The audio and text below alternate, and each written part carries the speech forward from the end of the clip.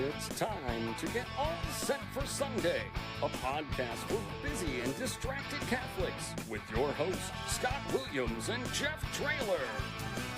When I hear the coffee brewing, I think, what the heck we doing? Because I got barely any sleep last night. As the diaper bag I pack with Hot Wheels dollies and some snacks, I say a prayer there'll be a seat in the crime room this time. It's alright, cause I'm all set for Sunday. It's alright, cause I'm all set for. It's alright, cause I'm all set for. It's alright, cause I'm all set for Sunday. Welcome to All Set for Sunday, a podcast for busy and distracted Catholics to be a little more prepared for Sunday Mass. My name is Scott Williams. My co-host is Jeff Traylor. Hey, Jeff. Hey, Scott. How's it going, bud? Great. It's going real great. My life is just full of joy. Yeah? The Lord has blessed me. Why?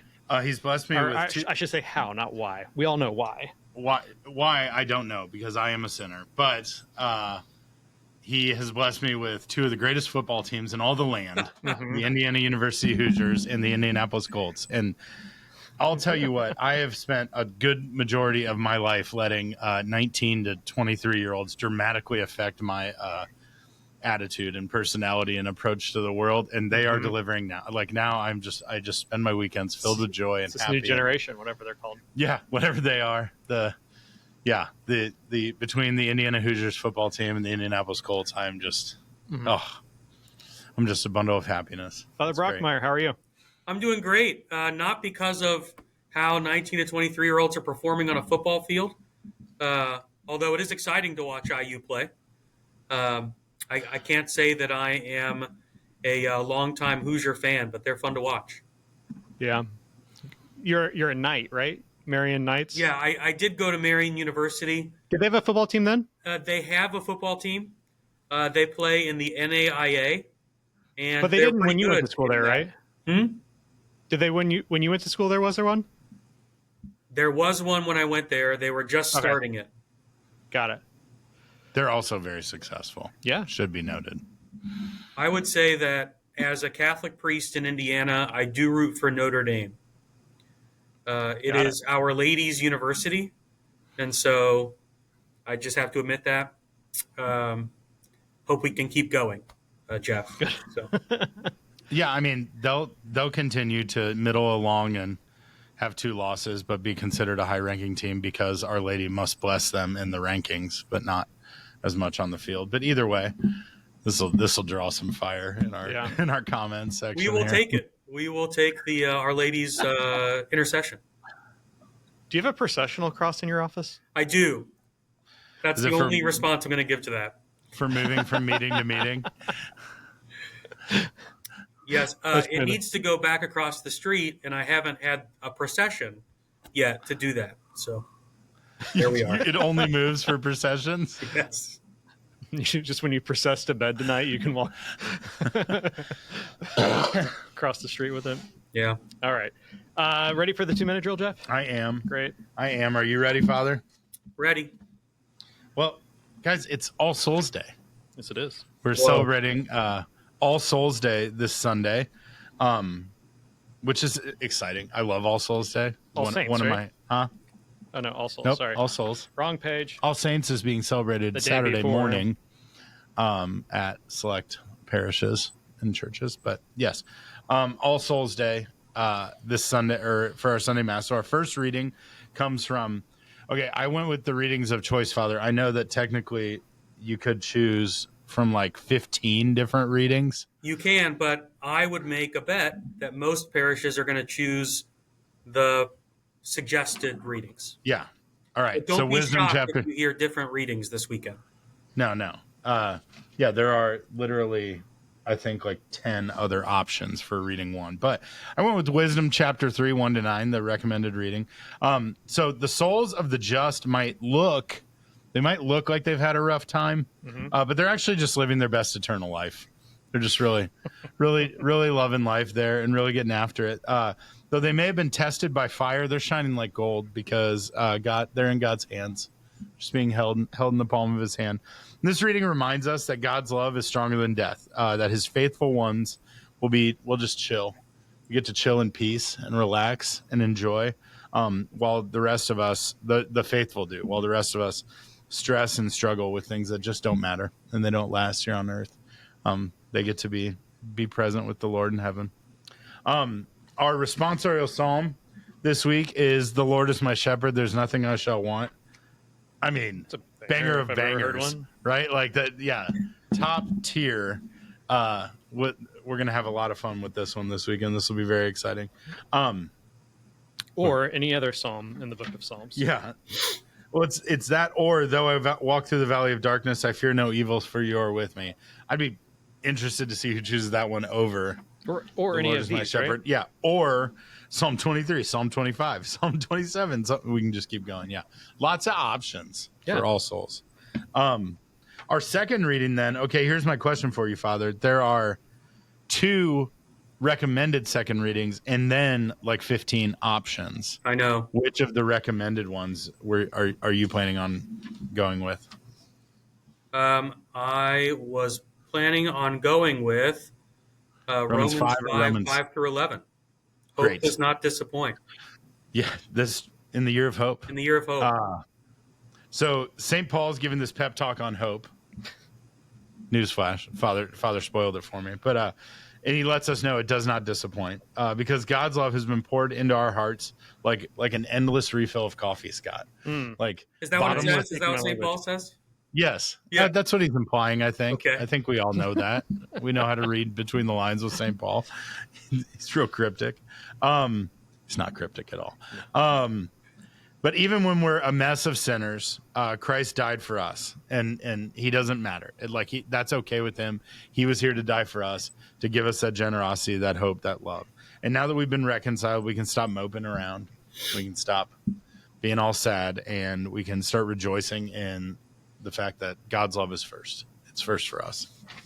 All right. And then our gospel, same deal with like 25 options, but I'm going to go with John chapter 6, 37 to 40. Jesus said to the crowds, "Everything the Father gives me will come to me, and I will not reject anyone who comes to me, because I came down from heaven not to do my own will, but the will of the one who sent me. And this is the will of the one who sent me, that I should not lose anything of what he gave me, but that I should raise it on the last day. For this is the will of my Father, that everyone who sees the Son and believes in him may have eternal life, and I shall raise him on the last day." There we go. There we have it. Father Brockmeier, did Jeff get anything wrong? Anything we need to correct? No? Okay, super duper. Yeah. Well, what are you preaching on this weekend? Well, it is a rare opportunity that we have to celebrate All Souls Day on Sunday. It happens once every 7 years or so, plus or minus for leap years. And because of that, I want to give a very catechetical homily about how sin affects us. Because purgatory and our understanding of purgatory, which is the reason that we're praying for the dead, is a belief that we have because we understand sin affecting us in 2 ways. First, sin makes us guilty of sin. So when we sin mortally, we are guilty of that mortal sin. And when we go to confession and confess that sin, we are forgiven of the guilt of that sin. Right? And as Catholics, we believe that we need to go to confession to confess mortal sin, because mortal sin is that kind of sin where we remove ourselves from God's life. We turn our backs on God. And if we die having removed ourselves from God's life, having turned our backs on God, that is when we have chosen not to be with the Lord forever in heaven. We have chosen eternal damnation by our sin. But let's say we sin mortally and we go to confession and we confess our sins and we're forgiven from the guilt of that sin. Sin affects us in a second way, which the Catechism talks about as temporal punishment for sin. But to put it more simply, sin forms us in a bad way, right? Sin molds us and changes us. So it wounds us. So let's say I go and I rob a store, okay? I'm guilty for that sin. I need to go to confession and say, "Bless me, Father, for I have sinned. I robbed the Toys R Us by going in through the ceiling, and then I lived in it for 2 months." That's the plot of a movie that got very little traction in the last month. Are you getting a commission? No, I don't think you Just should use go see promo code Father James when downloading that movie. it. No. Yeah, don't go see it. But I am still, after robbing that Toys R Us, I still have been formed negatively by that sin. So I might be really drawn to robbing things. I've grown in guilt. I've grown in greed, right? I have formed myself to want things more, right? Just like the good things that we do form us and change us, so do the evil things that we do. We become more greedy, become more self-centered, become more, careless about the good of others. And so we, in this life, have the opportunity to, by penance, by prayer, by seeking virtue, with the help of the grace of God, we can heal those places that sin has wounded us. I can go out and I can be charitable. I can go out and I can help others. I can go out and be selfless. And with the help of the grace of God, that selflessness, that prayer, that penance, that self-denial will help to heal those places that have been wounded by sin, will help to reform those places that have been wounded by sin. But if I die and I'm still really into robbing stuff, really into greed, really into taking things that are mine, and I've been forgiven of the robbery, heaven is not going to be a tremendously happy place for me because there's nothing there for me to rob, right? And I've been shaped to love robbing things. This is perhaps an oversimplification. I love the meta. Yeah, just Great. double down That's on it. great. Nothing to rob in heaven. So what do I need to do? I need to go be purified by the grace and the love of God. I need to be purified of my greed, of my love of robbing, of my selfishness, so that I can be ready to rejoice with the Lord forever in heaven, where I will spend my time not robbing, not being greedy, but I will spend my time and my energy and my life praising God forever. And if I'm healed of the effect of my sin, I will love praising God forever, right? But if I'm all about greed, it's not going to be very fun to praise God forever because I'm going to be missing all that stuff, okay? So I think it's really important that as Catholics, we understand that our relationship with God and our relationship with sin has these two parts, right? It's good that we go to confession and we're forgiven, but we also need to be seeking to grow in virtue and love and faith during this life, because holiness does not just consist of guiltlessness. Holiness and our readiness for heaven consists in allowing God to transform us during this life. And if we allow God to transform us, to heal us, to help us to grow in virtue, then we will be ready for heaven.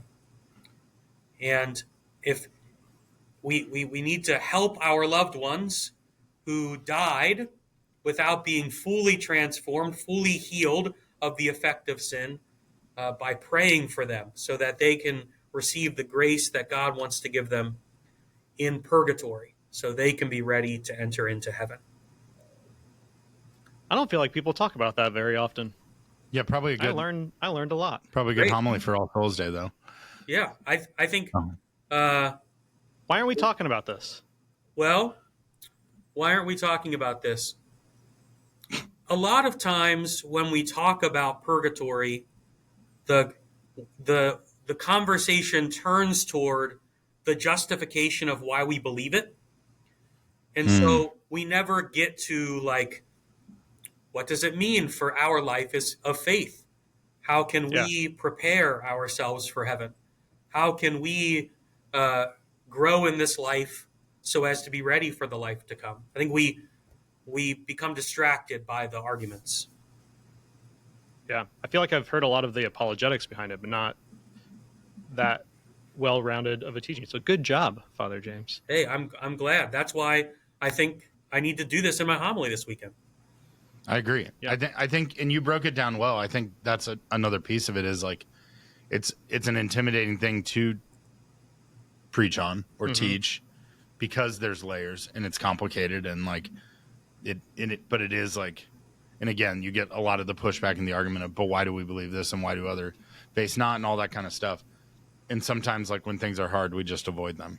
So good for you not avoiding it because it should be talked about. Like it's an incredible gift. It's an incredible gift that we have to, I know that sounds like a weird statement to say it, but like purgatory is an incredible gift, or at least our understanding of it is a gift to be able to pray for the souls of those in purgatory, right? To pray for others, to offer that up to, I think there's that personal connection to it as well, because it's often like the time that people, like we have remembrance masses for people that have died in the past however many years, and people think to themselves during this time, well, is Nana in purgatory, or is she made it to heaven yet? So I don't know, maybe that's why we keep a little bit of a distance away from it as well, but more the conviction for us to, one, like prepare our own lives, but also to pray for the souls in purgatory. It's a great opportunity too to like next step to indulgences and like talk about, like, especially in the year of hope coming with this reading, right? That like here you at your own parish at the cathedral, right? There are opportunities in the archdiocese and across the world for people to receive a plenary indulgence for somebody else or for themselves. Like it's a great opportunity to say, like, it's one thing to spend, this is something when, after I lost my mom, I would spend a lot of time like praying and thinking about my mom, right? And like, but like sorrowfully, right? And like sad and missing and like reminiscing and like the joy there too.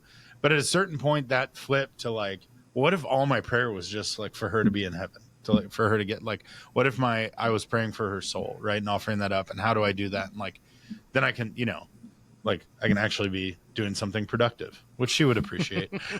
So yeah. But I think it's a good opportunity for others this week. Like you said, like it's a weekend where parishes will set up like an altar of remembrance, right? And you bring in, I don't know if you guys do this, but at our parish, people can bring in pictures of stuff, family members and stuff and put them up there. But I think it's a good opportunity to be like, that we should remember them, but we can also do something about this, right? Like we can work towards heaven for not only for ourselves, but for them. And I would say like the two go hand in hand. So, yeah. So at the cathedral, we can go and visit there's like a cross there or something where There is a cross. Yeah. So during the year of hope, every cathedral has a Jubilee cross, because the cross is our central image of hope. And every diocese was to choose a cross that was significant in its life of faith. And we chose the cross that was at the front of the National Eucharistic Congress Eucharistic procession. That's a pretty good one. And so it is in the... is it over your left shoulder there? It looks like this one, yeah. But this is not the one. The one that was used is in the... We keep it in a place of prominence. Yes. I was hoping that was it, so we could all go to your office to... Yeah, so it does look like this, but the one that was used in the procession is over in the cathedral right now, in the sanctuary, and one of the misconceptions this year is that, and I find myself saying this a lot this year, there are not doors to walk through, but we are invited to gain a plenary indulgence by visiting a pilgrimage site in the Archdiocese that is the cathedral and St. Meinrad Archabbey Church and the shrine of St. Mother Theodora Guerin in Terre Haute. And in visiting one of those places to join in public prayer or to pray a rosary, someone can also gain an indulgence by doing acts of charity.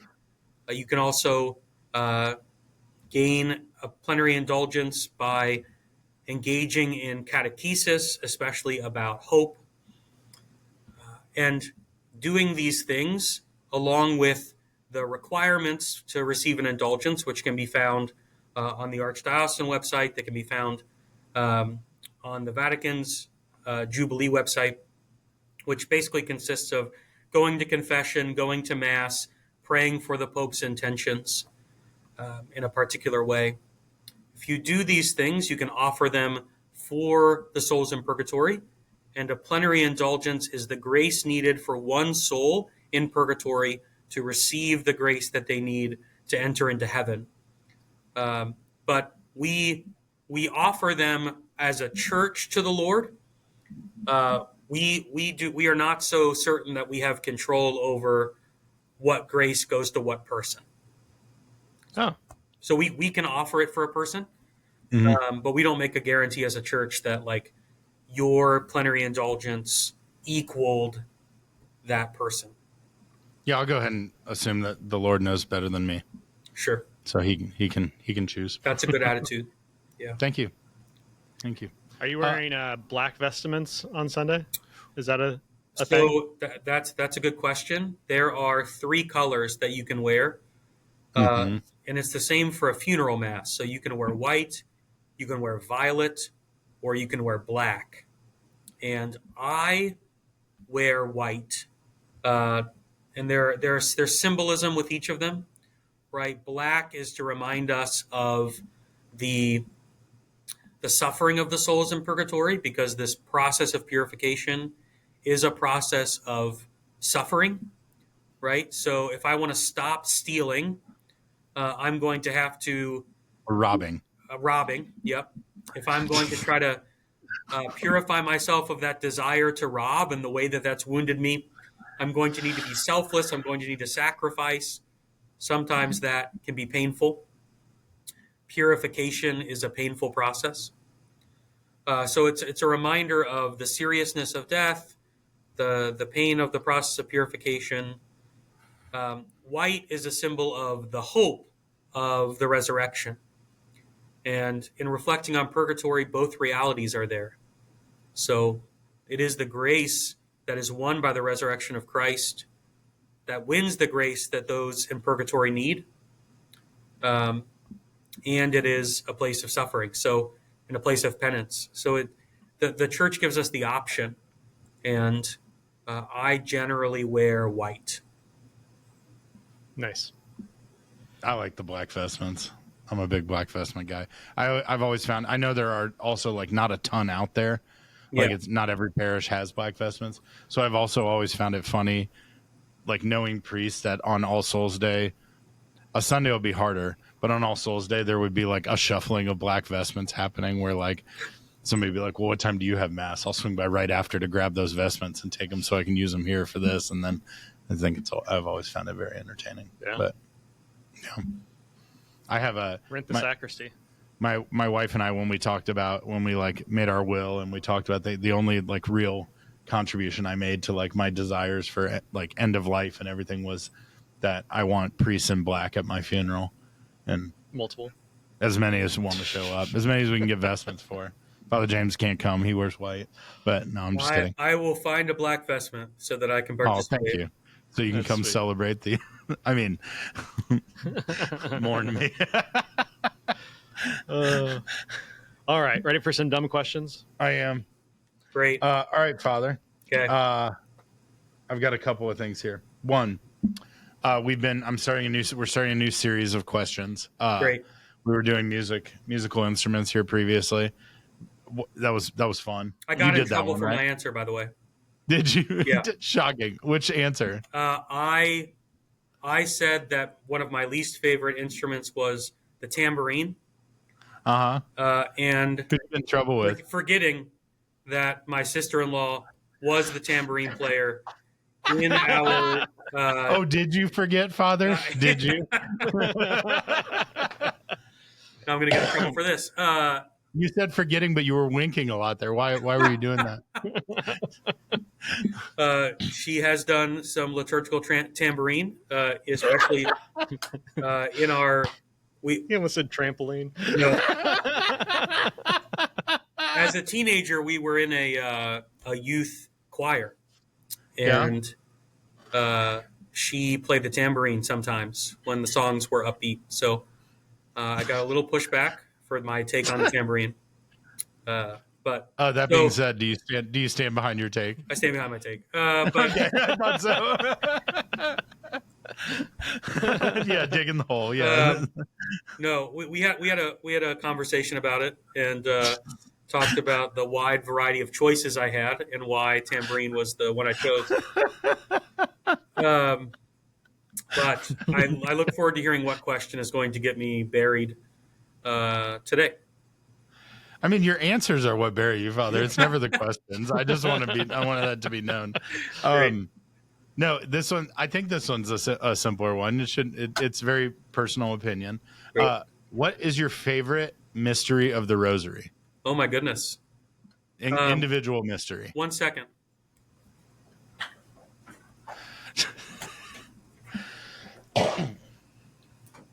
You have a You have a piece of artwork of your mystery? Yeah. So this is an image by Fra Angelico of the presentation of Jesus in the temple, which is my favorite mystery because this is Simeon, and Simeon is the one that gives us the Canticle of Simeon, which is prayed at night prayer every night. And Simeon has been awaiting the coming of the Savior and waiting in the temple day and night, and it brings Simeon great joy and peace to meet the Christ child. And so I love the presentation of Jesus in the temple and love to reflect on Simeon and Anna in the temple. So, I mean, that was a pretty good way to answer. Yeah, to just come with a full piece of artwork right off the wall. It's good. Now, I could have chosen the Annunciation.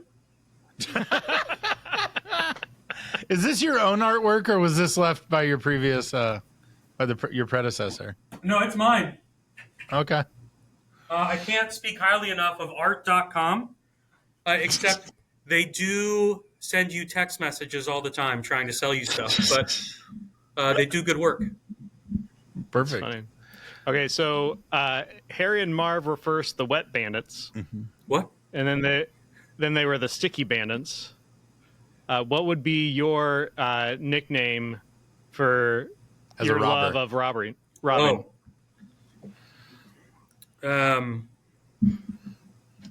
Yeah, I don't actually rob stuff. I just want to be very clear. So I don't know what I would rob. Robbing us of a good time here. Oh, man. Yeah, I would exclusively steal religious socks, I think. The Sock Bandit. The Sock Bandit, yeah. It's good. Oh, good times. All right. This one, well, I'm going to ask you two questions here. One, favorite Halloween costume that you ever had? We're coming up on Halloween, All Hallows Eve this Friday. Yeah. What was your favorite Halloween costume of all time? I was a vampire with full face paint.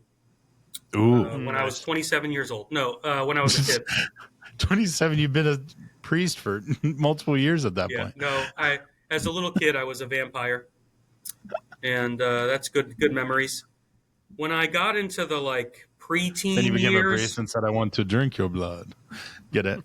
Sorry. When I got into the preteen years, and it was really just about an excuse to go get candy, I had this black like costume that was just a black hooded thing that you were supposed to wear a scream mask with. Yeah. Mhm. And I didn't want to wear the scream mask. And so my friends and I would go up to the doors of the houses, and I would be wearing this like black robe. And they would say that I was a monk and I took a vow of silence. So they would say trick or treat and tell them that I couldn't say it because I took a vow of silence.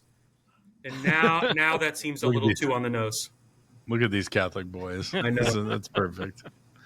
All right. So now we did that one. Here's my secondary question. I feel like Halloween as a concept, and now it exists. Like, how do we walk this line Wow. of, like, I mean, you signed up for this episode. I did. Like, you make these noises like I saved this all up for you, but no. But how do we walk that line of like what Halloween is and as a a celebration and a fun thing, but also not like where is crossing the line for where we move into something that gets outside of what the church teaches? Sure. So Ouija boards. Yeah, well, yeah. yes, I think it's what are we glorifying? Okay. You know, Candy. also not great. Yeah, gluttony. Dang it. All right. But are we staying on the side of like fun family celebration of our favorite things? It's fun to be a little scary. It's fun to be a little spooky. We're remembering death. We are, we are focusing on things that are macabre for a little bit because it's important to remember our death. Or is it going into Can you tell everyone what macabre? macabre is? Sure. So, people put out skeletons on their lawn, sort of spooky, Increasingly bigger every day. amazingly big. Yeah. Yeah. Unreal. Mm-hmm. Skeleton game has gotten out of control. Now, there is definitely a line between that and focusing on the occult, on control of death. Okay. And there is a growing culture of connecting Halloween to pagan ritual, to a focus on death that is about like that control and communication that is absolutely out of line with Catholic teaching. But I certainly think it's possible to make Halloween a fun and family time, and to make it an opportunity to get out of your house and go be with your neighbors and have your kids learn how to beg for candy. So that's what I would say. It's not something that just don't go looking for the pagan, evil, the dark, control yeah. of death kind of things. Stay focused on the fun, and there's certainly value there. And we can celebrate its connection to All Saints' Day. I think that for Catholics, it's especially important to remember that this tradition started from a mocking of death, as we're about to celebrate all of the saints, and something that we should remember, the connection between Halloween and All Saints' Day. Great. Anything else? That was a good answer. I have two updates. These are not dumb questions, but Okay. I always love our Now we're ready for updates. always love our interactions with. So heard two bits of feedback from last week. Really awesome stuff. One, Father Meyer talked last week about body language and talked about that TED Talk, right, that he watched of, and we have a good friend of mine who listens who works at Ron Colley, and she said she had listened to the podcast, and the next day there's a class there that's on like college and career prep or whatever, and the next day that class was watching that TED Talk, so she was like overhearing the whole thing right after having listened to the podcast. Just a fun connection there. The second one, this weekend I I ran into at church, your mom's best friend. I'm not even going to say her name because I want your mom to determine who her best friend is, but she said she's your mom's best friend. Tona? But she had been on vacation with your mom and was telling me that she watches us on YouTube every week and she loves the podcast. And she was on vacation with your mom and their other friends, and she had to leave. She was like, I just went out on the lanai all by myself just so I could watch your guys' little YouTube show. So shout out there. That's awesome. Yeah, all the love. But she enjoyed our dancing last week when Father Meyer's phone was ringing. So yeah, Flip phone. Yeah. All right, Father James, thank you. Appreciate you. Hope your next procession goes really well. Thank you. Yeah. Bye. Bye. Bye.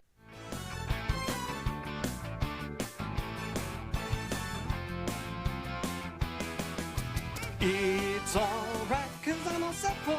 It's alright, cause I'm all set for. It's alright, cause I'm all set for Sunday.